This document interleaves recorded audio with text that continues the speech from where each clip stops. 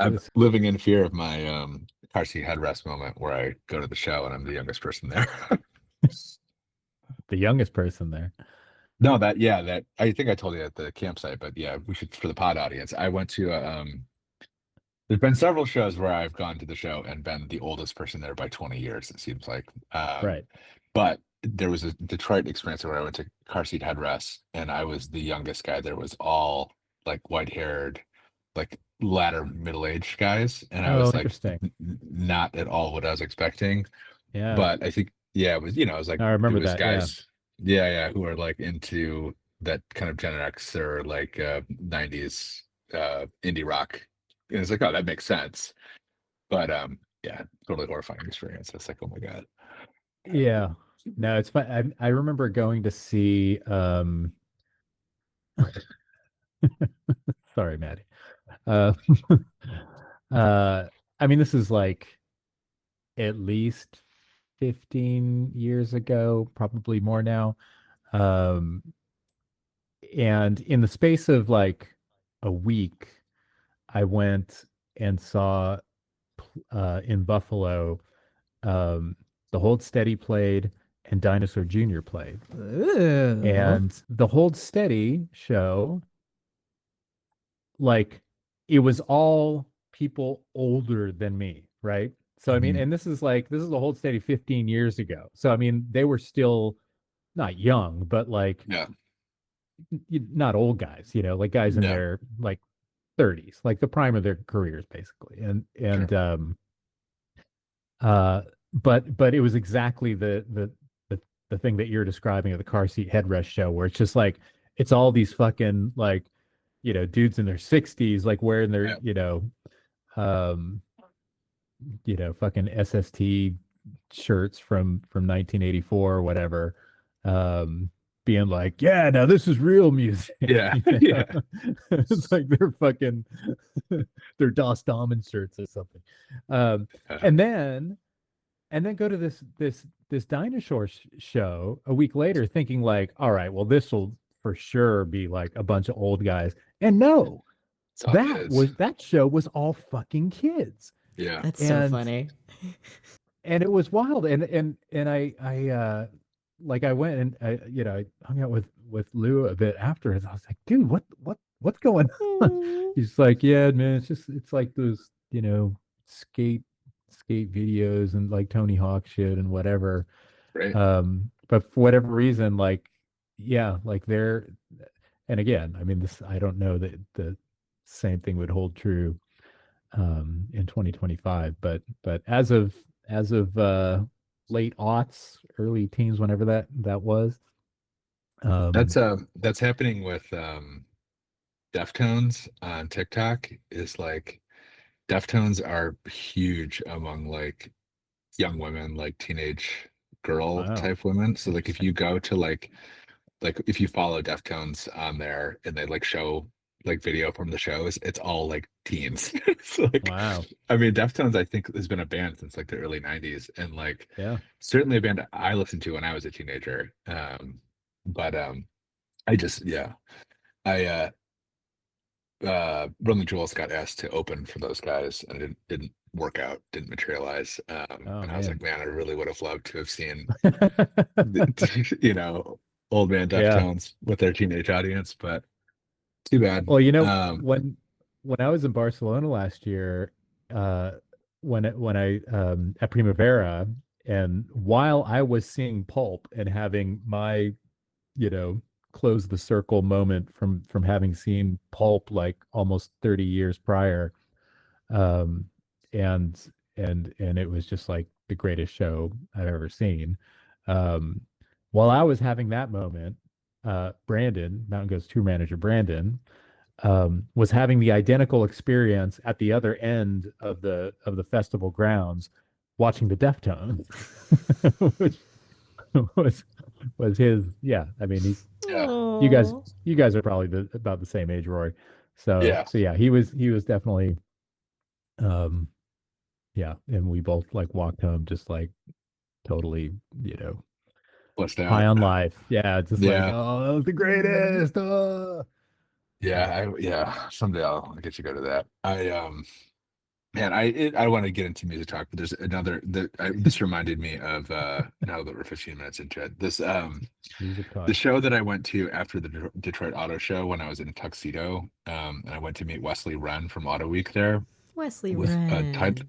title fight show at the Magic Stick, and showed up in a tux again, had the experience obviously of like, okay, someone's dad is here.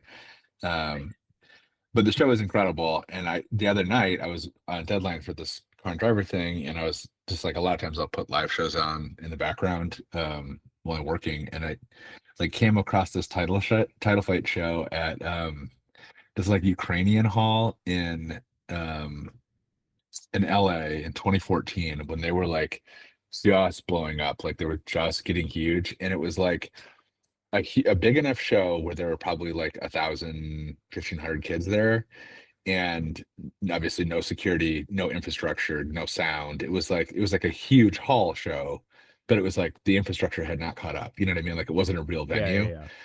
So it Yeah. was like every kid in the audience knew every word. So like you could hear the kids singing over the band singing, Oh, and sure. like Yeah. and the kids were all on the stage. I was like, man, what a great vibe. Like I don't know, like it was just a very like it's not like a super high quality video. You can barely understand what's going on, but it's like that old Husker Du video of them doing I can't remember the song. But anyway, it was like that. It was just like this is total fucking chaos. Like this is like, moments away from getting shut down, but like just the best possible punk show vibe. Anyway, car podcast.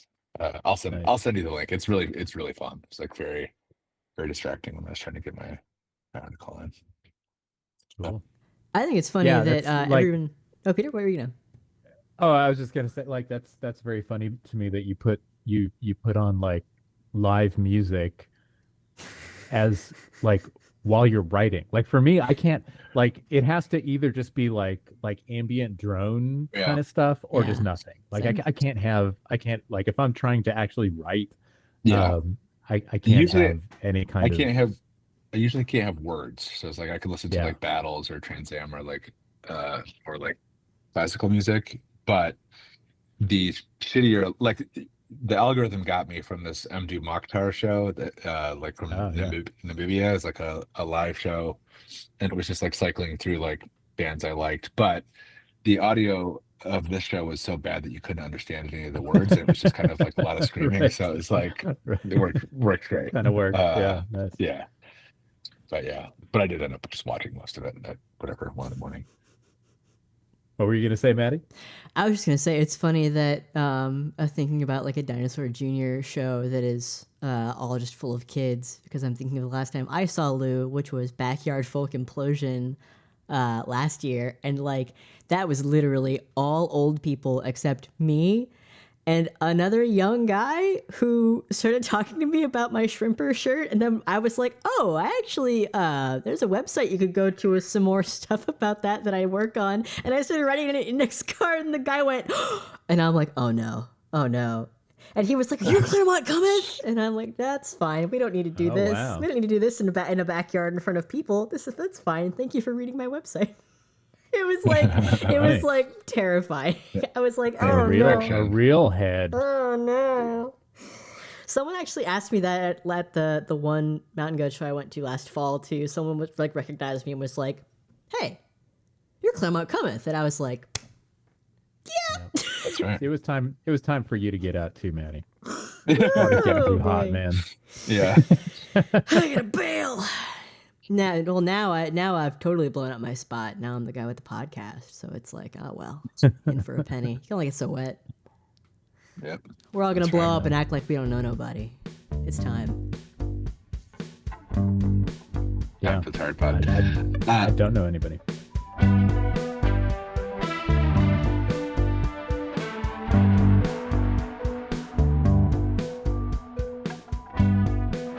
Greetings from Charlotte, North Carolina. Yeah, what are you there for? Are you doing Penske stuff? Yep. I'm doing a Penske investigation. No, I Finally. Porsche has me going through their young driver program. Oh, Or like interviewing some people. I'm wow. obviously not Oh, I young thought or a Finally. driver. No, I thought you were getting a tryout. Oh, 21 Jump yeah, Street. they saw my footage from the hill climb last year and they were like, all right, got to get This this guy's guy. got something. We gotta get this guy in. He's perfect. It'd be like a movie where he's like, what we're seeing in the data from the 963. You're not going to believe this, but the only guy who can really drive this car is in northern Michigan and has no relevant Incredible. experience whatsoever. It's like Uh, they bring up they bring up like this. You got to see this, and it's like this like Zapruder mhm. kind of film of the Lotta going up going up the hill. Yeah, just like not this one. It's the next one. Hold on. This one he doesn't go all the way. Um yeah, I was excited. I like they have all their young um Carrera Cup drivers in town. And they go through nutrition and like some media training and a bunch of other stuff, and then do some interviews. But I was there on Friday morning. They're gonna do a workout at that pit fit, which is like where the pro drivers work out, and there's like it's like 4 racing drivers. Hmm. And I was super excited to join, but we kind of got there's a little scheduling snafu, and my flight leaves too early for me to go.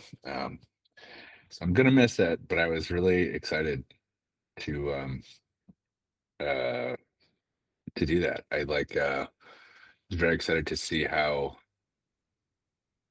I would respond to the racing driver type workout.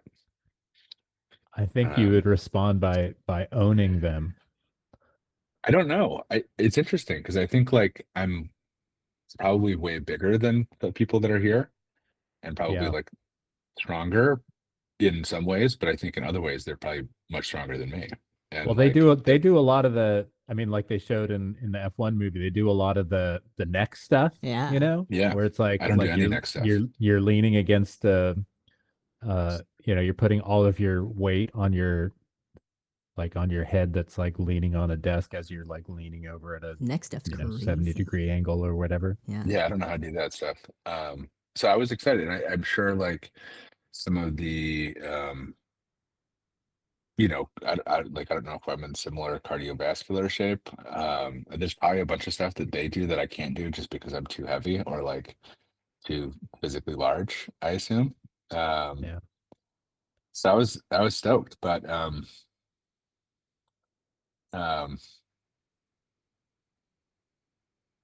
yeah, it's not to be, so we'll never know. I Mm. wanted to do the little the lights that you punch that are like you have to tap them as they light up. It's like a reaction time thing. Yeah. Oh yeah, yeah. No, Mhm. what about the like the balls? Like where they like throw the balls to you and you have to catch them like in Yeah, I different know. spots. You know what I'm talking Yeah, about? yeah. Should ask him to do that. Rory, we can simulate that. We'll just find you a My cabinet. And we're gonna play Bad Apple, and we're gonna watch you learn how to do how to do a rhythm game in real time. And that'll simulate the effect of trying to hit the lights. I mean, it's correctly. also you could just go to fucking Chuck E. Cheese and play whack-a-mole. Yeah. It's basically the same thing. Yeah. That's true. They had one of those at the like Paris showroom for Cadillac. The one where it like drops the handles like from the magnets, like the magnets are hanging and a light lights up and it drops them and you have to catch them before they hit the ground. Oh, Oh wow, Um, cool. but I didn't play with it because there was a room full of people there and I don't like to do Show anything. off. I just don't like to be embarrassed in front of people. true. You Like don't you don't want to show anybody up. Is the thing. or you don't want to drop one and have it like go through a window or like try to catch one and it bounces off your finger and it goes like into the Cadillac prototype and starts it and then it drives out the front window. Like Or it they all have like Yeah. it breaks a finger or something and now you got to go to the hospital and it's like That would be whole- me. get x-rayed. yeah, Kind exactly. of It's- make it all about you, you know? exactly, and that's what I don't want to happen. Well, that's interesting. I mean, so the drivers who are coming up through this program are all being pulled from the Carrera Cup Yeah. series. In Yeah. the US one or other one, Um, like let global? me let me take a look. I have a list of their names actually, if you give me a second. Let's see. The So this is Porsche Motorsport North America Junior Driver Workshop. So I'm guessing it's just North America then. Looks like a Carrera Cup North America.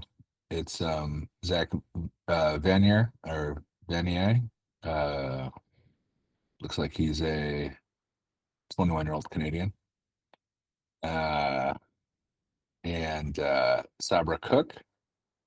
Um, she is from Grand Junction. She's a mechanical engineer. Started racing at 8. She's currently running 12th in Carrera Cup North America Pro. And then Lonnie Unser, uh, famous racing family. And then Cole Kleck, Tyler Maxon, Paul Bocuse, Erica Tyler Hoffman, Maxon and I've heard of. Teresa I feel like he's done like maybe Lalou. MX5 Cup stuff. Yeah, yeah. So it'll be cool. I think like it's a whole day, so we're gonna have a lot of opportunities to interact, hang out, and kind of get to know them, and um, not exercise. Unfortunately, I was so excited about Yeah. that. And so these guys are these young drivers are being brought in, and is are they kind of like auditioning for um No, like for so sponsorships or for no, like I think for it's not for like Gong Show. It's not like they used to do it, Gingerman. You know about that. I no. forgot which team owner is. So one of the team owners used to do it at Gingerman Raceway. They used to do a Gong Show, and it was like all these young drivers who were trying to get a seat in. Yeah. It must have been IMSA or IndyCar at the time, or CART, and they would do like fake interviews. They would do like all kinds of like talent Oh wow. things and Yeah. like driving tasks, like a competition to see who get a seat. But okay, so arrival at Team Penske at 7:45 a.m. 8 a.m. we do a optional Porsche brand education, which I will be taking. 9:40 is a tour of Team Penske. 10:15 motorsports marketing seminar, so it's all about sponsorships and stuff. 11, there's a driver change practice. Noon is lunch. 1 is a NASCAR pit stop practice. We get to go to the NASCAR side. Then at 2:15, there's a diet and nutrition seminar. 3:15, hands-on Porsche 963 session. So they're going to just walk us around the car and show us how everything works. And then 4 o'clock is a TV media training with Matt Yoakum from NBC Sports. Interview opportunities then with everybody. It's just like a big interview thing, and then back to the hotel, and then we're off. So Are there other journalists there, or is it just you? there's one other journalist here, and I forgot who it is, Hmm, unfortunately. But um, yeah, it should cool. be really cool. Get to poke around Yeah. Penske, and Yeah, no, might be my that'll be a treat to see that facility. I mean, I think when we were talking about IndyCar stuff and Penske, I was talking about that story that ran in Daily Sports Car a couple months back about just the getting a tour of the Penske facility in Mooresville. what if Is that it's where it is? yeah, what if it's like a total mess and it's like super disorganized and like nobody knows where anything is? Like That'd be they show pretty up late. weird. That It'd be would pretty be funny. it would be Everyone's all hungover. yeah, it would be genuinely Like, surprising, yeah, but you never things know. really changed. Yeah. But the thing that I'm also curious about going into it is just in my very limited experience being around Porsche people, um like that when I was at Le Mans with Porsche and hanging out with Hurley and um the night after the like after the race, drive back to Paris and end up at the hotel, and everybody else was there too, and I ended up having dinner with the Porsche marketing people and Hurley and Steve and other journalist guy who was there, and and we were talking a lot about just kind of like Hurley kind of reminiscing about his early days with Porsche, and then at some point, this other driver who was having dinner across the way, who was at the time a Porsche driver, young guy named Dennis Olsen, who now is driving one of those Proton Mustangs, and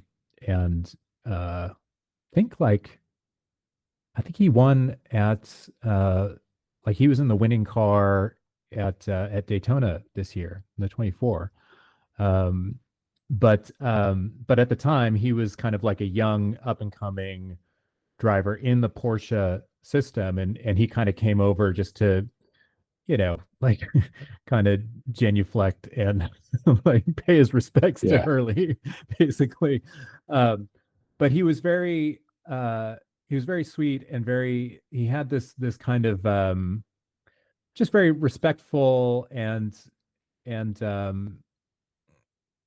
I don't know, like just his kind of his manner um was something that I recognized just from being around other like Porsche people, and it was very just like um and I wish I had thought about this more so I could think of like the good words to describe it, but just like like when he walked away, and Hurley kind of like nodded in like his approval of, it's like, Uh, yeah, he's got it. He's got what it takes to Oh. succeed in the organization, specifically in Porsche. Mm. And what he and I asked him, I said, well, like what is, what is that exactly?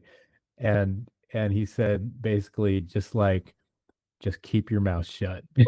Just like just be a team player, be super cooperative, don't ever complain, don't bitch and moan, don't be like basically just kind of just roll with shit. yeah. And that's what they want, that's what they expect. Um and that's and and he emphasized that it really was like kind of a cultural thing, and has been historically, from the time that he was coming up in the 70s, um and still true today, decades later. And I'd be curious if you just like if you see any inklings of that, like within the kind of US arm of that program. Yeah, I assume, it's like most of the kids you come across these days are kind of like not quite like the who's the kid from Leave It to Beaver? The Wally? You know, Yeah, who's yeah, like yeah, like, oh, good afternoon, Mrs. Cleaver. yeah. Right, Um, right. but it's they're kind of like well bred, like they're from at least like the petite bourgeoisie sort of like background where it's like they're clean and articulate and Yes. know how to at least like put it on, you know what I mean? Like and then of course they get like a little sniff of it from other people and they start just doing, you know what I mean? Like they get Yeah. like oh, okay, like this is how you conduct yourself, and like the guys with like any real personality really start to stand out. So but I think the like I'm excited to meet the Lonnie Unser. Like that'll be a kind of a wild card because like kids who come up in like racing royalty are often very different and like very distracted and very like, you know what I mean, like a little bit Yeah. um less kind of focused on the shaking hands part of things because it's like they don't really have to. But Right. Yeah, we'll see. It's gonna be cool. It was one of those assignments that I was like, uh, you know, like hell yeah, like, of course. Like that's a very funny thing for me to do is go to North Carolina and like go talk to a bunch of kids about race car driving. So Yeah, totally. yeah, it'll be really good. Um, but the big news is I got to. Should we introduce the pod? Nah. Okay. That the big news is Okay, no, last night. I'll Okay. introduce it. What's The our pod is pod? tired. It's tired. The car podcast for people who understand the cars are bad with your hosts Maddie Riley, Peter Hughes, and today from where do they have you, Rory? Where are you staying? Spring Hill Suites in I think in Mooresville. I don't know. Wow. I flew Okay, into so Charlotte. yeah. I was just curious. You don't have to dox yourself. I was just Room I guess by the room by the time 221. this is public, you will be long gone. Oh But yeah. no, I was just curious if you're like downtown or if they just put you in the burbs. No, I think we're on the burbs. There's a I found out when I landed that I had not eaten in 24 hours, which is quite an unusual circumstance for me. Yeah. And so I had to run over to a shawarma place and find some shawarma. So I didn't pass out. Actually, I'm not going to pass out. You're really living like me, I'm on- man. That's crazy. it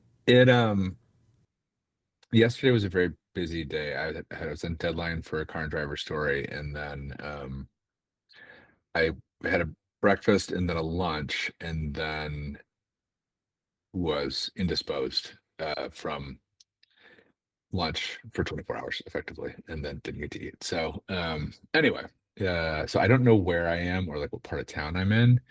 And usually I would like go find a cool place to eat, but I was like, I need to eat some shawarma before I mean, if you my pod. found So shawarma in Charlotte, I think you were at the cool place to eat. it was quite good. It's empty. It's like middle of the afternoon, but it was pretty good. So Yeah.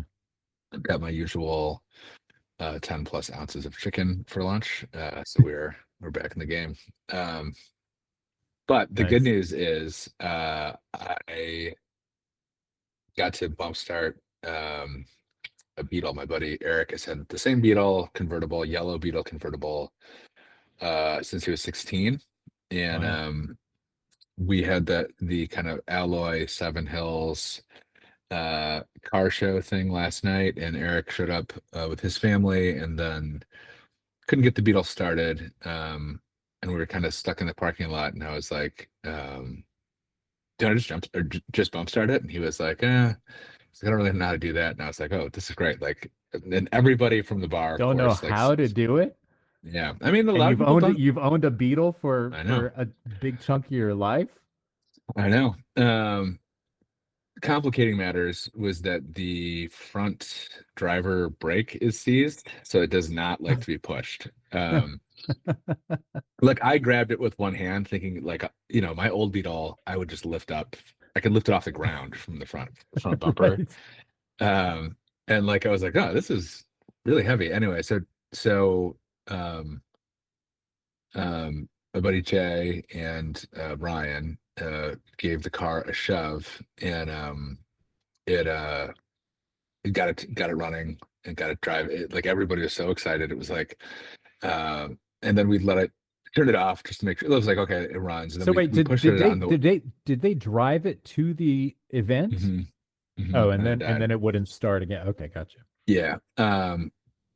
So then I drove it home, and I've not driven that car in a really long time. I've driven a Beetle in probably 15 years, Yeah. and a Beetle convertible is so fucking fun. And it was like it was a beautiful 80-degree night out, top down, listening to some Adrian Lenker and really just I'd like took the long way, so like I got some extra drive time in.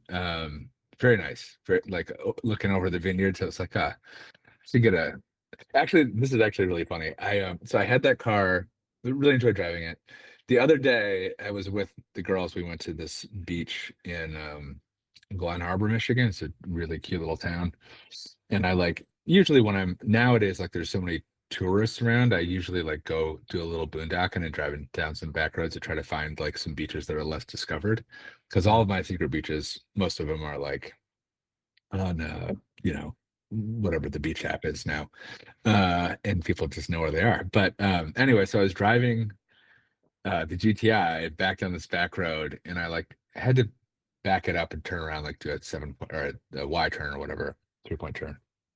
And I was like, man, it's so nice driving this car with a stick and like the turbo motor. I was like, I should get a cool car. I'm gonna sell some of my shit and get a cool car. And then it was like, you have a 911 in the garage that you do not drive. You have a race car that you built. You have a 48 Willys that you don't drive. And it was like, but my impulse was like, oh, I need to buy an additional car. Yeah. When I'm totally broke, like brokest I've been in most of my life. The Uh, perfect time. but it was like you actually don't need a cool car. You actually have like several cool cars with manual transmissions that you just are too lazy You've to take care you've of. got cool cars at home. Yeah, yeah. But yeah, it was like really funny. But yeah, that Beetle, man, that was a Beetle convertible. I like in my old age now.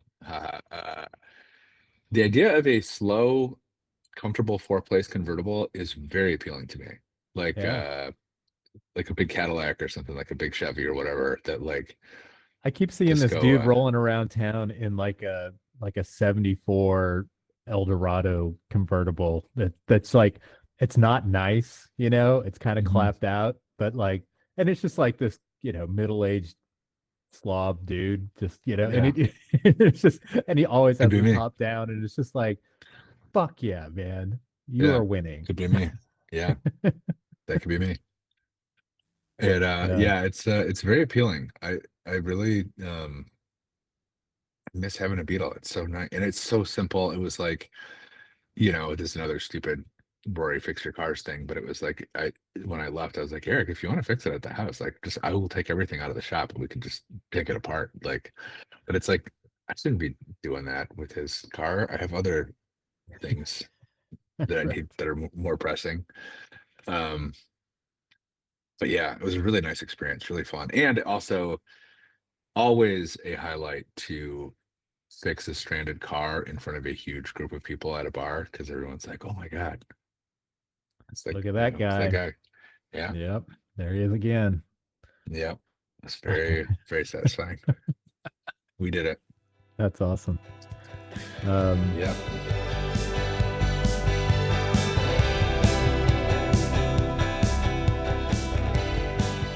What's he gonna say?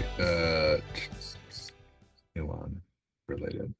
Peter, you said you had a bunch of news topics we were gonna talk about. What are those? oh, well, where do we start? Big weekend this past weekend for Cadillac. Cadillac. Yeah, got their They first dub. yeah, they finished one and two at Interlagos in Sao Paulo. Um, first WEC wins for Cadillac.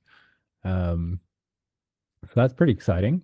Yeah, Definitely a track where I remember you talking about how they just felt like they had no hope at Le Mans because yeah, of their lack of top end and Interlagos being like effectively about the furthest thing you can get from yeah, Le Mans. Just that track layout, just extremely tight and contained. yeah, So not a lot of top speed action, and also combined with the fact that I think Ferrari got pretty heavily um, BOP'd yeah. um, into non-competitiveness. Um, but yeah, good, cool to see that. Yeah, it's Um, great. Did you guys see? This is unrelated, but I'm going to tie it back. That they unveiled a few weeks ago um, that new Corvette, the ZR1X, Hmm. which is basically like it's the new. I mean, it's like they took the ZR1, which is the fastest Corvette, which is already just like 1,000 plus horsepower, completely batshit insane. Supercar performance at, but bargain price, relatively speaking. Um, this ZR1X, they've effectively taken the Corvette E-Ray architecture, the hybrid thing, which kind of it's like a motor or a couple of motors on the Yeah. front For an end, Excel. Yeah. right? Yeah. Um, and they've melded that to the already 1,000 horsepower ZR1, and so it's now like um I don't know, 1250. I can't remember what the figure It is, but was 12 something to start with just the gas motor. I thought it was like wasn't it like 1,064 was the Oh, you're right. Yeah, you're right. ZR1 Yeah, no, number? it's you're right. You're right. You're right. Yep. Yep. I don't know why that just stuck in my head, but You're right. Yeah, that's exactly yeah, right. it's now 12 something, and just 1250. Yeah. completely fucking insane. And the people who are, I mean, I watched a few things of people who got to drive them, and just like it's like this is beyond like super, like this is kind of entering into kind of, I mean, this is all semantics, but hypercar territory, Mhm. where, it's like the cars that they were benchmarking, or that that they're kind of like, um, that they see as their natural competitors, are things like that, the Ferrari F80, which is like the new, 3-4 million dollar fucking Yeah. like like once in a every 10 years Ferrari moonshot car. Yeah. um and there's that new crazy McLaren that I don't even remember what the name of it is, but basically the same. I mean, Mhm. these are multi-million dollar hypercars, like basically the fastest production cars in the world. And this Corvette, which is probably what, 250, 300 grand. The ZR1, I think, is like 140. So it's Right. probably around 200, I would guess. I think actually that's right. It's 200. Yeah. Which, I mean, that's an expensive car, but for what that car does, it's Yeah. kind of absurd. Um, Yeah. I but remember when we saw, go ahead. oh no, you go. Oh, I remember when we saw the first C8s, whatever year that was. God, that was like what, 2019? 19. Yeah. So we saw the first ones in LA when they like unveiled them, Yep. and they had like a tub there, and it was like, oh, there's a hole that runs from the back engine compartment up to the front. I was like, they're gonna do an all-wheel drive hybrid. Like Hmm. that's for a drive shaft, like is what Right. all that space is for. So we've been kind of like waiting on this car to exist, like knowing that it was going to be here. And like for a long time, this was supposed to be the Zora, named after Right. Zora Arkas Duntov, Yep. which I don't know why they didn't do that. I guess like, probably nobody knows who Zora is. Um, but that's a great reason. Like this is a great reason to do it, because like you can talk about like the guy who made the Corvette fast, and the only Yeah. reason Corvettes are cool is because of this one uh weird, I think, Ukrainian guy. Yeah.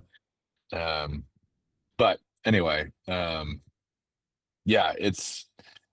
I mean, I don't know. I think like I was talking to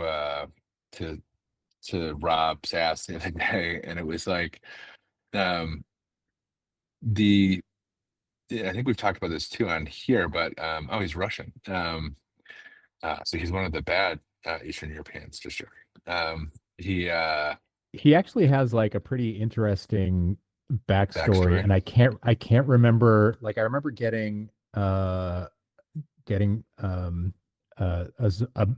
biography of Zora Arkus, for picking it up for a friend, and I gave it to him. But I think I took pictures of the spreads of the first couple of chapters, like about his childhood, because he had like some. I think he had like family connections to like like uh Bolshevik like revolutionary. Like Huh. like there's some interesting stuff in his backstory. Deeper bio. But Um, I would have to go back to it yeah, uh, to find it. Maddie, hit Anyway, that Wikipedia music. Just joking. Um, but yeah, I was we were talking about like the kind of like moment when like the traction control and stability control got good enough where like for a long time, and we may have talked about this here too, but for a long time cars were kind of like reasonable street cars were limited to like 4, maybe 500 horsepower, and that was like that was kind of like a tire thing, and it was like a this is not responsible to sell thing. Like you could certainly, you know, as early as 40 years ago make that much power, 50 years ago make that much power reliably, but it was like you cannot put 1,000 horsepower car in the hands of a normal person. Like they'll kill right. themselves. And like prior to like good traction control and modern tires, like that was true. But the idea like of this car, like the people who buy this car are going to be like 70 years old, like 60, 70 years old. And it's Exactly. like, and they will not Well, I probably, don't. Yeah, I mean some of them for sure, but I gotta. I mean, like I would you're. bet the average age of this is over, oh, certainly over 50. Yeah, yeah, Yeah. probably I mean, like people who are into Corvettes who have the money, like, you know, to buy a $200,000 car, they're gonna sure. be uh middle age or much older. But the idea that you can just give a car like that to somebody and like they can go drive it around and A, it won't break, and B, like they won't in large numbers kill themselves, is just so crazy to me. Like I remember, Dodge Viper, it's like, okay, 400 horsepower. And you're like, how can you ever fucking drive a 400 horsepower car on the street? And it's Yeah, like, uh, you know, you're getting now this like the there's almost, yeah, it's like 250 horsepower over 1,000 horsepower. You know what I mean? Like right. 250 horsepower was a very fast car when I was a kid. Yes, exactly. Uh, Well, dude, I mean, the thing is, I remember like when the C4 Corvette was introduced, 1983 yeah, and a half, that car comes out. That seemed like a fucking that seems so I mean, we've talked about this before. Seems so impossibly exotic to me. Just crazy. I remember going to yeah, the you know, going to the Chevy dealer and just staring at those aluminum suspension arms and just like giant gator back tires and just being like, wow. Um, and then a couple years later, like they upped the horsepower and um, I think like by 85, like that Corvette um was good for 150 miles per hour. yeah, And there had not been like outside of like gray market, Ferrari Boxers and Lamborghinis and stuff, there had not been a car on the US market that could go 150 like honest, documented miles per hour in in a long time. yeah. And I just remember like thinking, that's so crazy that you can just fucking go to A a dealership. Chevy dealer and there's a car there that you can buy that'll go 150 miles an hour. Yeah. It's like, dude, my fucking Hyundai will do. Oh yeah. Like Yeah. that's great. But also like a measure of how far we've come that it's like, yeah, no, there's now like a car that's good for like 230 plus miles per Yeah. hour, which is just like, I mean, At your local utterly, Chevy. Yeah. utterly bonkers. Yeah, Yeah. it's the same Chevy dealer. Yeah. Um, yeah, Yeah. crazy. Yeah. I didn't obviously go on the drive. I'm missing a lot of drives right now, because I don't have a website to write stuff about. And no one wants to send me on a drive for Tired Pod, which is so crazy to me. But um the It's yeah, coming, I coming. really would have liked to do that. Yeah, no, I mean it probably will pick up a little bit. But yeah, I really would have liked to have done that drive. But yeah, man, Yeah, it's very funny. Like this is like one of those things too, where you talk about like I'm always like this big GM homer, but like the engineers at GM, like it is very funny to me to like to have the guys who work and live in Warren, Michigan, turning out this car for $200,000, and then like the Ferrari F80 is coming out, and it's like I bet lap time for lap time they're pretty similar. Like they're what I mean. Yeah. Like they're probably like Yeah. in the same general neighborhood for a $4 million car. That was actually too like I was reading something about Bentley and like they're leaning into like more avant-garde styling with this new concept they have, which is Yeah, that's on my list too. yeah kind of like I don't know. I have a real soft spot for stuff that looks incredibly weird. And I know like um friend of the pod, Johnny, did like a Lieberman did like a poll on his Instagram with like one of the more recent Bentley concepts that looks more like a current Bentley, and then this new concept that looks like a car from RoboCop. It's the And EXP15, the EXP this 15 this Bentley. and the people like the more exotic current Bentley way more than the EXP. Like 98% to 2% or something like that. It was a real blowout. But Bentley's whole thing this was like, look, the um the like kind of the opportunities to differentiate yourself, especially at this end of the market, like the top end of the market, are really narrowing. So it's like powertrain wise, especially if people are going to EV, which increasingly looks like they're not. But materials wise, like everybody kind of knows how to make a really nice car now. And like Hyundai, look at like a Genesis G90 interior is like, like they're all using kind of a lot of the same suppliers and a lot of the same types of materials Sure. Yeah. across the board between Rolls-Royce and Hyundai for Genesis and like Bentley and everybody else. And so like they're like, their belief, and this is kind of like people have been saying this for a while, but like their belief is like one of the last ways to differentiate themselves is via design and like aesthetics, and like you have to make a crazy looking car effectively to like Right.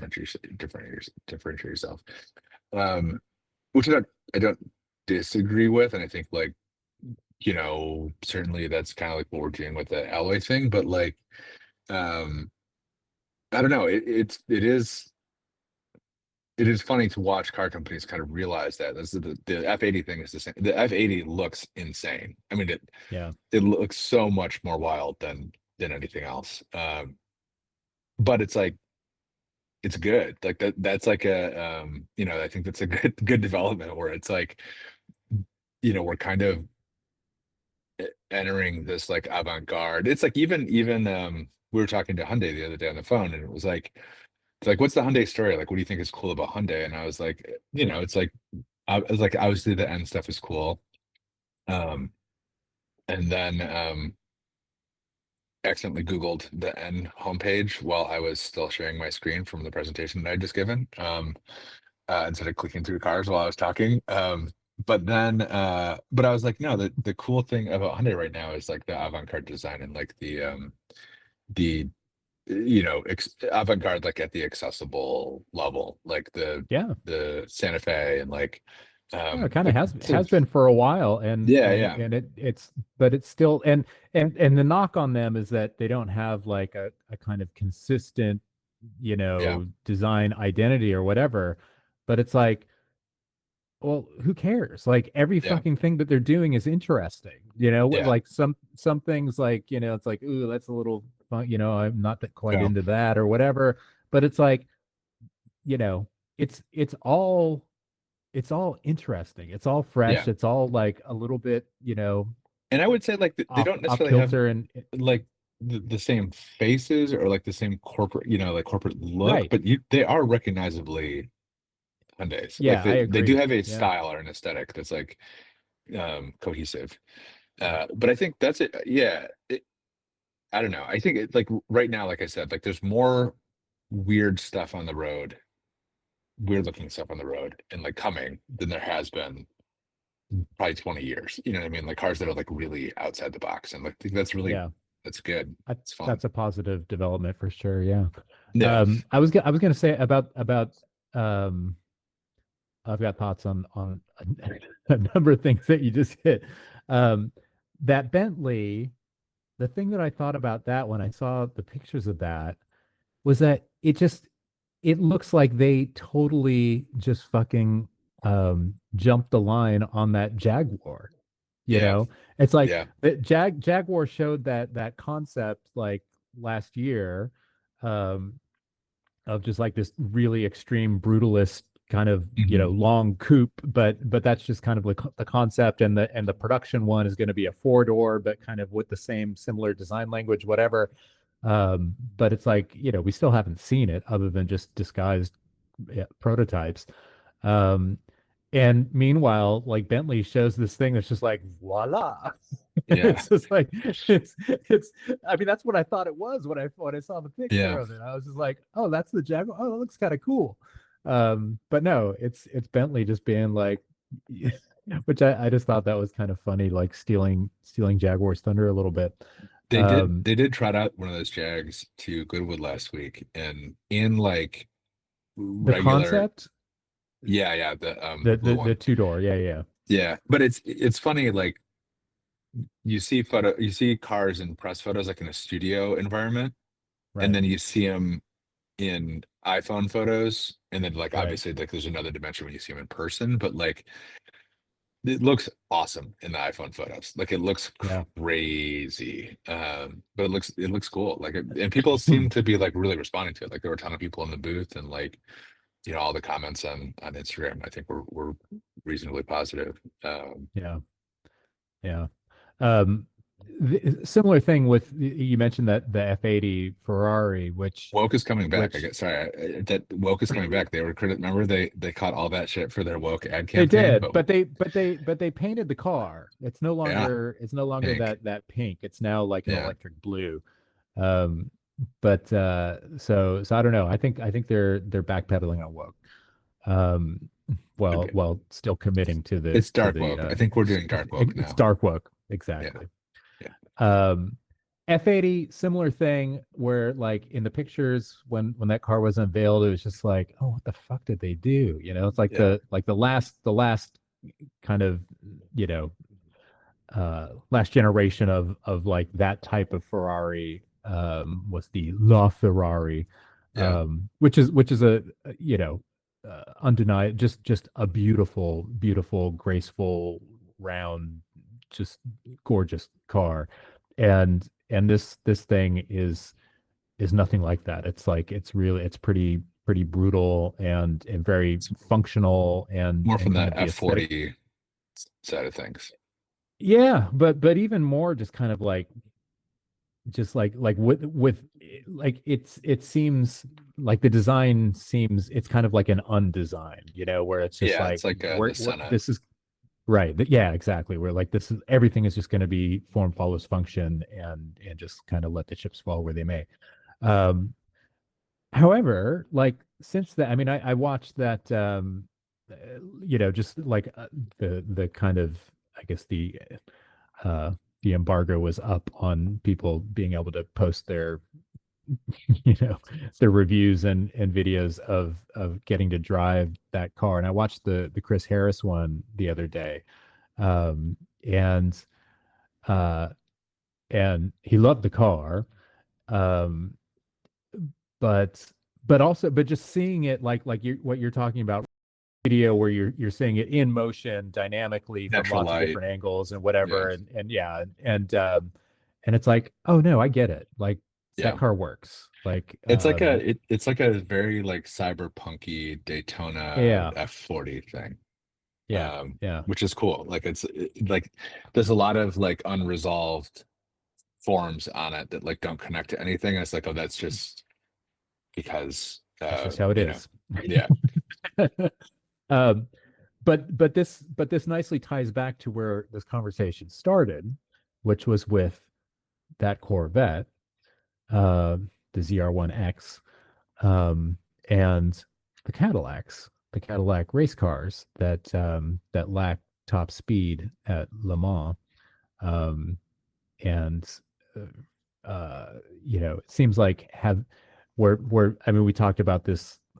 I think when you came back from Le Mans, and we're saying that those Cadillacs, that they're the LMDH platform, so they're a little bit more kind of plug and play, but they were also designed for a much kind of broader spectrum of racing venue of tracks, and whereas like those Ferrari 499Ps, were pretty explicitly designed to win at Le Mans, which they did right out of the box, and have since like become competitive in other places as they've been able to develop the car.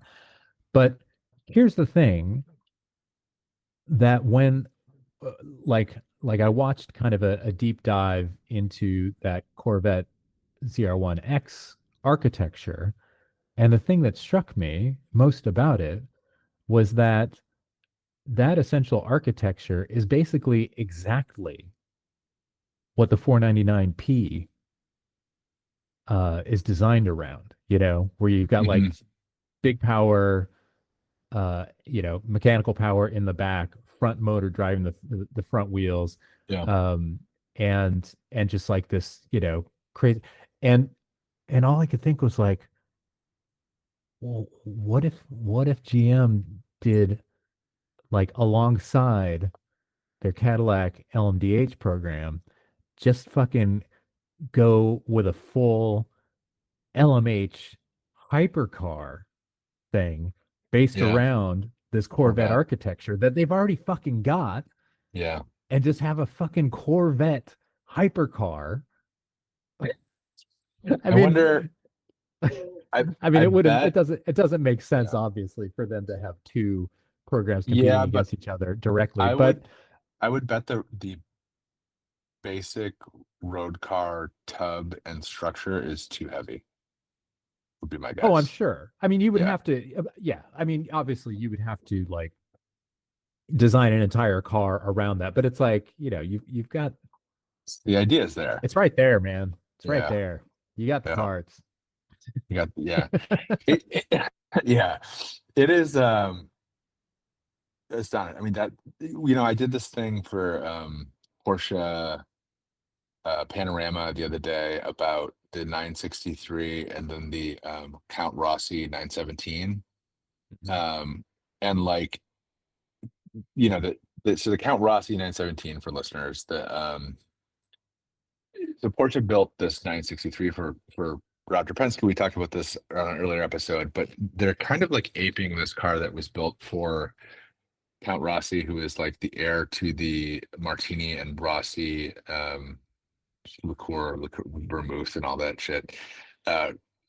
Fortune, and basically they ended up having a bunch of 917s, which were like 917 was a super dominant race car, and very famous. Raced him in Can-Am, raced him at Le Mans, raced him everywhere, and they're really fast everywhere. Famously, like, at one point was making like 1,500 horsepower, and a 917 is like the size of my shoe. But there's the Donahue story of testing at with the Porsche engineers, and he was like, needs more power, and they're like, how much power does it need? And he's like, I need to be able to get loose at the top of every single gear, and like, it's a fucking wild machine. But they ended up with a bunch of them in storage that they couldn't run anymore, so they sold 19 of them. Everybody took them to go race. Count Rossi asked for his to be painted silver and modified for road use. So, but he went out and drove the car. He drove it from Stuttgart to Paris, and then he would occasionally track it and drive it around a little bit, but it was like not really used. But the thing in that story that was really striking to me is like, in some ways, the 917, which was like total like peak technology at the time, was more of just a car. Like, it was like you could start it with a key. It didn't need a computer. Like, you as a private owner could just tuck it in your garage and go like take it out for a drive, and like um and use it. Like you could use it as a car, and like it even like to meet homologation like had to have a luggage compartment, a spare tire, and like had to have a bunch of road car stuff on it. um but it's like it in other ways like um it's I guess the thing, like the current crop of cars, like those hypercars like that Corvette can go out and turn lap times that would be like competitive, with some older race cars, and like probably like with some tuning and like an aero package or whatever, like could turn like fast racy lap times. They're more powerful than the race I cars. mean, They're obviously heavier. I think it could run with race cars from not that long ago. Oh I yeah, that's what I mean, mean. Yeah. yeah, But I mean, like even like you're saying, like that car, I think conceivably you could turn that into a competitive race car.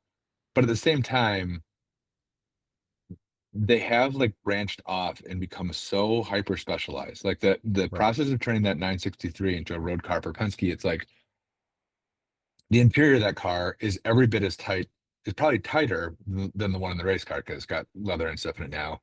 But yeah, it's like looking in there, it's like Rudder Penske can't sit in that thing. Like he's 90 years old. He's not going to be getting in and out of that car. Like it would be hugely embarrassing for me to try to get in and out of that car. And like, right. um, Like, and it yeah, needs a RP would laptop have to to start be like medically extracted lowered. from it if Yeah. he were Like able to get into it.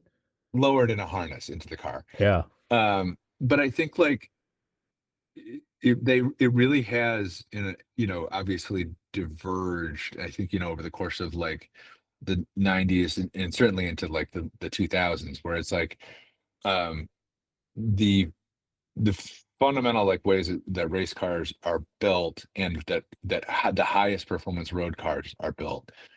um they're both kind of like on these separate like evolutionary tracks.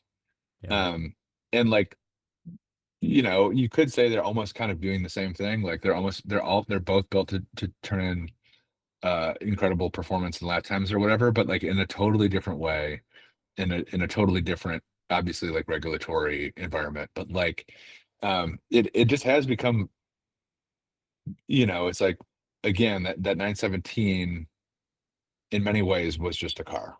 Um in like the 963 thing, um like even Carrera GT was like that was a car that was like kind of developed for racing, and that was turned into a race car. But like now, I guess like the difference between a ZR1X and like that ZR1X prototype would be massive. It would be like a whole different structure. It'd be a totally different right. um architecture, and like it has really, like I said, they've gone down these two different evolutionary paths, and it's really fascinating to think about. Like it wasn't that long ago when like when it was not that way. It was like you could kind of flop back and forth between like, oh, we'll turn this car, like the Dower 962s that were turned into road cars. Right. It's really really interesting. It's like and I think too, like you get into like the hyper, like the top end of it, like the Valkyries and stuff. That there is just like the cars are like the beginning of that article, the original draft was like when you're 17 and you hear like a road car for this or a race car for the street, or you see a 917, you're like, that car won Le Mans. It would be awesome to go drive that around uh Leelanau Your Peninsula neighborhood. in northern Right. Michigan. And Yeah. it's like, no, it would suck. It would be awful to drive that car around. Like Right. like you would immediately loop it and die in a fire. Yeah. um and it would be Or it hot would just be and so uncomfortable, so hot, yeah, so loud, so just like, yeah, yeah, it'd be miserable. And it's like, and also like not that good, you know what I mean? Like right. a race car is like meant to run at a racing surface that's like smooth and like run at high speed with like lots of downforce, Well, that's the not run thing. Yeah, over. it's Yeah, yeah. but it's Like but it's not fun to drive a race car at fucking 30 miles an hour. no, it's a nightmare. But it's very funny, like like I said, yeah, that just like the two kind of separate missions and kind of like the again that like divergent path where it's like, okay, these cars are being built for something very specific, and like that takes it all the way down to like the most basic level. There's still a lot of overlap. There's still like I remember I said that F80 runs the 499 brakes. Um Oh, interesting. Yeah. so there is like there's overlap, there's technological overlap, there's like some Yeah. transfer or whatever, but it is like it is now understood to be such a different mission. And Yeah. it's I Well, I mean, yeah, it's especially especially with it like um with the hybrid shit. I mean, like yeah, that's the big part of it, like the with the race cars is that like that stuff is so I feel like it's multiplied the level of complexity um both in terms of the cars themselves, but also of just operating them. You know, like yeah, the procedures just to like just to like warm up and start the cars so that you could go out and mhm, do a like you're talking about just like it's not something where you can just like get into it and turn the key and just like yeah, oh I'm gonna let's make some setup changes or whatever and then you just hop in and get it take it out on track and see what it feels like or whatever. It's like no there's a whole like it's like an hour team long process. Yeah, like like checklist of of things to go through and I mean I've watched like videos of the guys like going through it and it's just like it's so just mind-bogglingly complex and yeah, it's like a fucking NASA countdown yeah. checklist thing um There was whereas oh, go ahead. well I was just gonna say like one of the things that Harris kind of marveled at with respect to the F80 was, he spent a day tracking it, um, and kind of, going out for a few laps, coming back in, digesting, and then going back out and by the end of the day, he's like really wringing it out and of course, I mean that's kind of um he expected it to be good on the track. But then like the next day, he, would like drove it on just regular roads. And the thing that kind of blew him away um was just how completely competent it Yeah, was just as a car. yeah, And not just competent, but just like polished. yeah, And he kind of made the point that it's like like for Ferrari to now be kind of the standard of this, where like historically Ferraris were cars that just like, were their whole, you know, reason to exist is to be like, just like this incredible driving experience and just like super passionate and it's like, yeah, it's gonna have rough edges and yeah, yeah, it might not be so great to drive around town or whatever, but it's like it's about the passion, and so you are asked and obligated to kind of overlook all of its kind of deficiencies just as a normal car. Um, Whereas with this, it's the complete opposite. It's like it's yeah, where like I mean the car is still like completely exhilarating. Um, but like compared to and he actually, made the comparison to the Valkyrie, the Aston yeah, Martin, which, a road car that kind of was developed from what was initially going to be a race car and ended up being a hmm, race car now, finally years later. But and is like by all accounts just like an amazing thing to drive on track, but it is not a practical, comfortable, streetcar. usable, Yeah, tractable streetcar by any stretch of the imagination. Whereas this F80 absolutely is. Like, yeah, like you could drive it like a fucking Civic and yeah. it will behave itself and which I mean that's an accomplishment. Did you see Um the Ezra Dyer's car and driver review had a they were talking about the hybrid system and how it's deployed. There's like two modes, and one of them you like do a lap at the track in the car, and the car learns where it is in the track and where to deploy the extra Oh, electric power.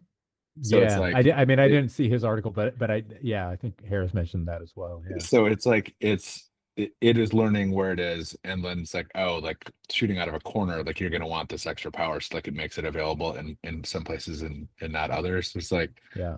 I don't know. There's like I was talking about this yesterday It's with it's using the technology for good rather than evil. it is, but it's also like the interesting conversation yesterday with a buddy of mine who's like um quite a bit more financially secure than me. He's CT3 customer. He's done Mm. some racing with Porsche, on the customer side, and like has done a lot of, you know, whatever rich guy stuff with cars. Mhm. Um, and he was like, "What is exciting to you? Like, what new cars are exciting to you?" And I was like, "Eh."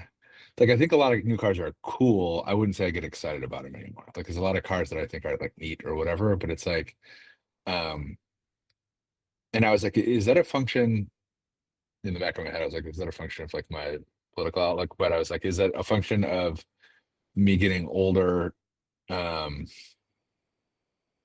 and like understanding what I want out of a car, like experience wise, or like, is it also like kind of this process of foreclosing, like, okay, I'm never gonna have F80 money. Um, I'm never gonna get on the list for an F80 money. Like that's not a car that conceivably will ever come to me. So it's like you're kind of like, psychologically, you kind of like, it's like when you're a teenager or whatever, you're like, yeah, and then when I hit this, like then I'll have, I could have enough money. It's conceivable that I would have $4 million to spend on a car. Haha. I Uh, never thought that I would ever have but it's that. like it's like you can fantasize about it up to a Sure. point. You know what I mean? Yeah, Like, yeah, yeah. like the McLaren F1 when I was a kid, or also like two. Well, and Maybe the also, the I point mean, is you don't know I what it feel takes to have that much. You know what I mean? Like when you're yeah. a kid, it's like you know what that means.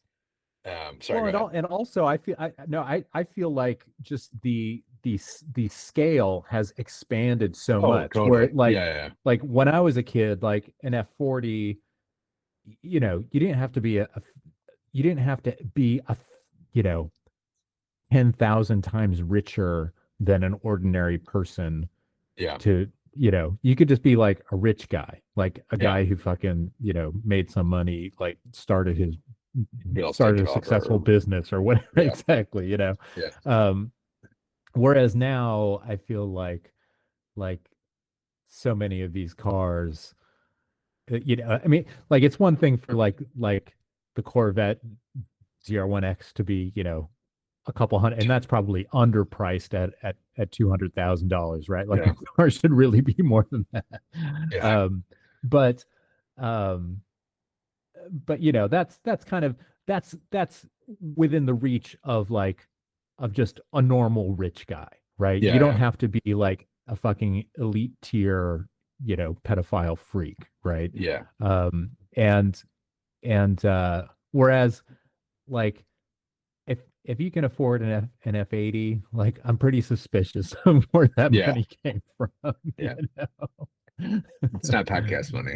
And all of those cars, like I mean, I feel like Yeah, that entire kind of tier strata. of boutique exotica cars, like um, the only reason that those cars exist at this point is because there are X thousand you know We were. billionaires on the planet that like I just that I described them yesterday as like people who don't even know where their money came from. It's like they can't pinpoint it. It was so long ago that it's just like, yeah, yeah, I don't. I mean, I was maybe owned a bank 5,000 years ago. Who knows? You know what I mean? Like, right, what's the who yeah. who has any idea what happened and how this came to be? It's so attenuated.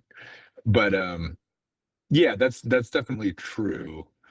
Um, but I so maybe I don't know, but it's just like at a certain point, like those cars became like a McLaren F1 is still really interesting to me. Like it's like, you know, if I did hit the pedophile Yeah. lottery Well, or I mean, just whatever, as um, engineering exercises, yeah, yeah. yeah, But it's like they're all I would like to interesting. own a McLaren F1. You know what I mean? Like it's Sure. like if the circumstances were right, in a way that I wouldn't really care about owning a LaFerrari or a P1 or whatever Yeah, yeah, yeah. or the F80 or whatever. But yeah, I think it's just like I don't know. Is it just a function of getting older? Is it a thing where it's like um but I guess I'm not really interested in attainable cars either. Like the idea of like a fast Mustang to me is like, yeah, it's fine. Of a You know what I what? mean? It's like a fast, like a Mustang, Shelby Mustang, or Yeah, yeah, like yeah. a car that I could like, you know, if I had income, like reasonably attain. I, I mean, Is like a at a certain point, it's just like cars are just like they're so much faster than they need to be. They're so much faster yeah, than the, I mean, like it. I mean, it ultimately comes down to just that kind of that the old argument of just like, well, what's more yeah, yeah. fun? You know, what's you know, it's just like, yeah, it's just like, do you want to go fast or do you want to have fun? And for me, the answer to that question has always been, I want to have fun. Yeah. I think I also And have had my brain poisoned by too much access to other people's fast cars. This is my problem. Where it's yeah, like, you know what I mean? Like if I was a regular guy making the same amount of money as I was making a year ago, I would be very excited about acquiring and driving a, a certain type of car. I don't know what it would be. You know what I mean? But it's like, well, like a Blackwing or something, right? I yeah, mean, yeah, that's right. I was very excited about that yeah, car. But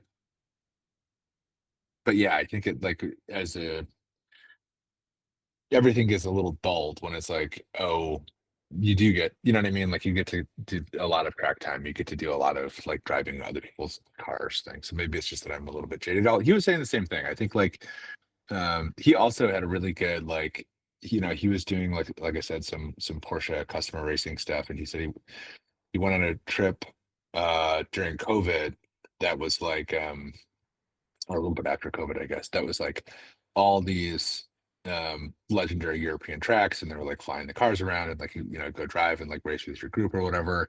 And a friend of his had like two very bad accidents, and he was like, "What am I doing? Like, I don't belong out here. You know what I mean? Like, I'm not risking yeah, my fucking life to also pay a ton of money to be out here. You know what I mean? It's like, yeah, uh, yeah, it's like when you're 20 and potentially getting paid to race, that's one thing.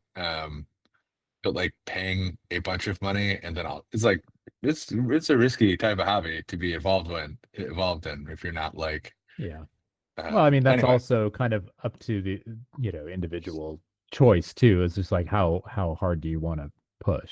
You know, push, yeah, it's yeah, yeah, like if you're doing a recreational thing, I mean, of course, I mean that's easy to say because like once you get on the track, you can go out there with the idea that it's like, oh, I'm gonna, you know, take it easy.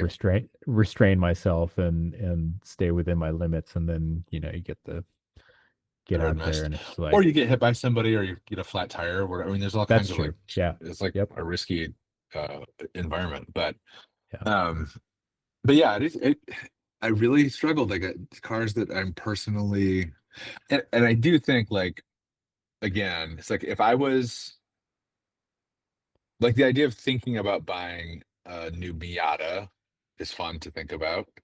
Jimmy is just he's on a Bronco drive out west and he's like, "Oh, there's a new Bronco that is the 6-speed manual with all the like Sasquatch off-road equipment, and they're calling it the base Squatch as which is very annoying." But I was like, that's really appealing car. Like that's a you know, like Base a squash. yeah. But like, That is you fucking know, terrible. yeah, but it's like it is like that idea. Like if it Yeah, was like, oh, if I was going to a dealership to buy that car, I guess I'd be pretty excited about it. Like, but I don't like I didn't know it existed. You know what I mean? Like right. I didn't until someone texted me about it, I didn't know it existed. And like I'm not following that stuff. I don't know. It is maybe I'm just jaded, maybe I'm old. I don't know what the deal is. You know, is also like I think a function maybe of not really being interested in any part of my life. Just um, uh, I mean, I just think that there aren't that many. I mean, yeah, it's like, yeah, there aren't that many. I mean, what any car that you buy is going to be saddled with so much fucking garbage that you don't want and don't need. Like that's the thing that kind of sours me on yeah, so many of them too, you know. yeah, yeah. Just gotta buy a Corolla, buy a Camry, an There you go. old Corolla. Old Corolla, Yeah. like I guess it Herman. just comes back down to me thinking I need a cool car. I should get a cool car. Yeah. So Just get an old Beetle. yeah, that was very fun, man.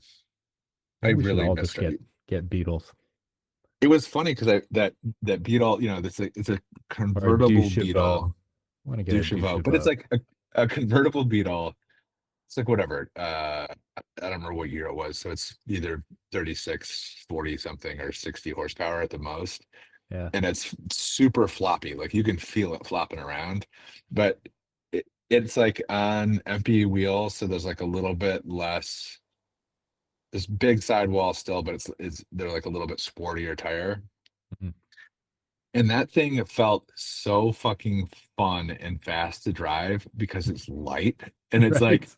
it is not fast. Does Yeah. not handle. It is like the floppiest, shittiest handling car. But it was like, I was like whipping it and I was like, like taking around corners and like sliding it and stuff. And it's like, this car weighs, again, like you can lift it up from the front. Like it's like that's why it's fun. And like I haven't driven a car, I mean, except for the race car, I haven't driven a car that light in decades, like since I Yeah. had my Beetle. And it was like, Yeah. man, this rocks. Like this is such a nice experience.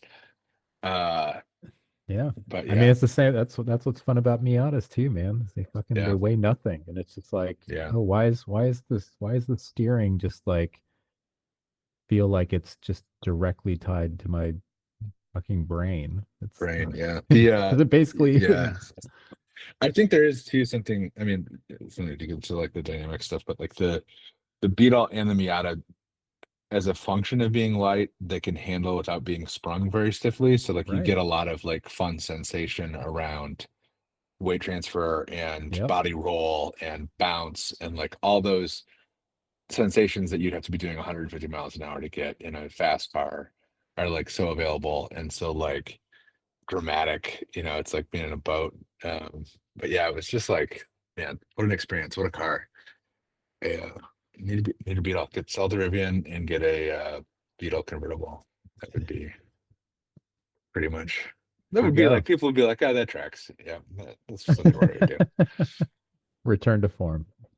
I did take the Rivian and do a little off-roading and submerged it uh, last Sunday. I took it, we had a ton of rain and there was a puddle, and I was like, I always get out and check the depth of a puddle before I go through it because you never know if one's going to be 4 or 5 feet deep.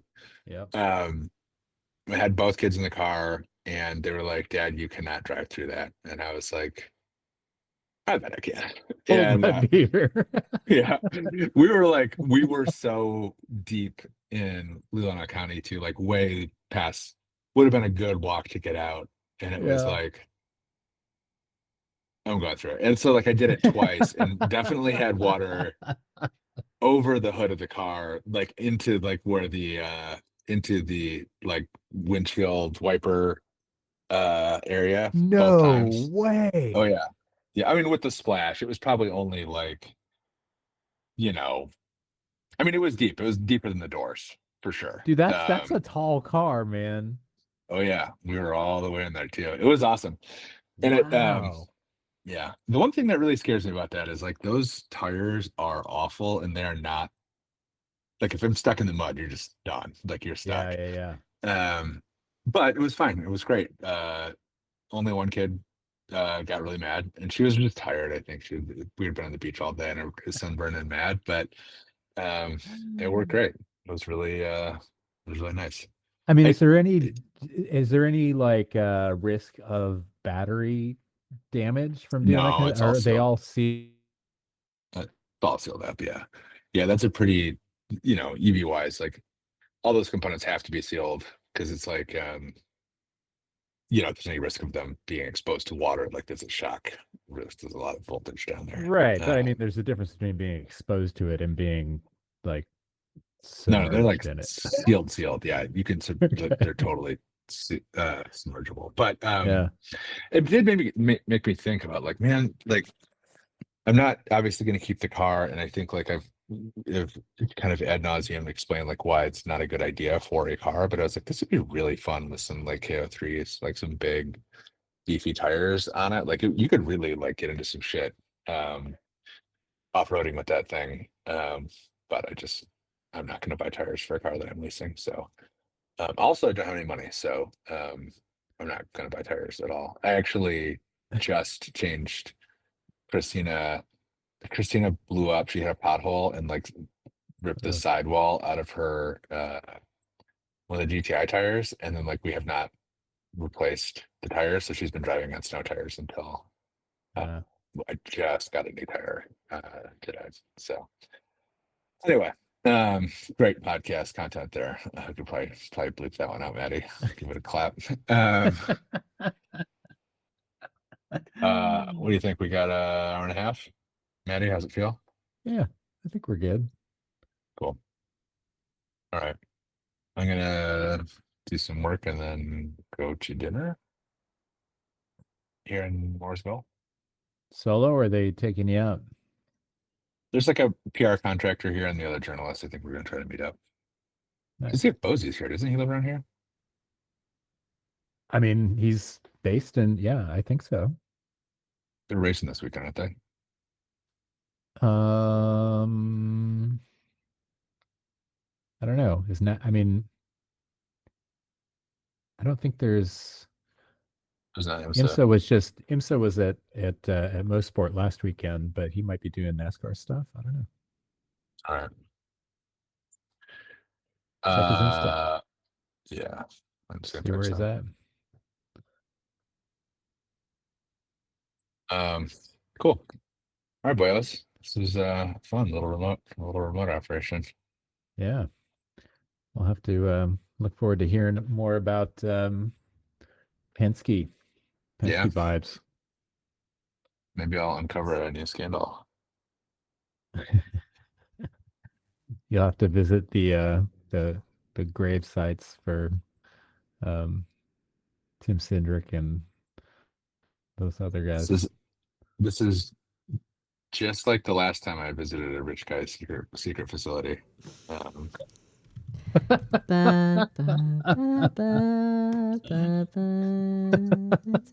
Stay tired, everybody. Stay tired. Thank you for listening. Don't forget, if you're not already subscribed to the Patreon, patreon.com/tiredpod, you can get all of our premium episodes. Also, our YouTube channel now has playlists and stuff is a little more organized. So you can hop on to the YouTube or the link tree or whatever else through the Patreon, and things are actually kind of put together. So you'll be able to find things a little easier, especially if you like to recommend the pod to people. So thank you for listening, and if you're not on the Patreon, hop on. It's fun.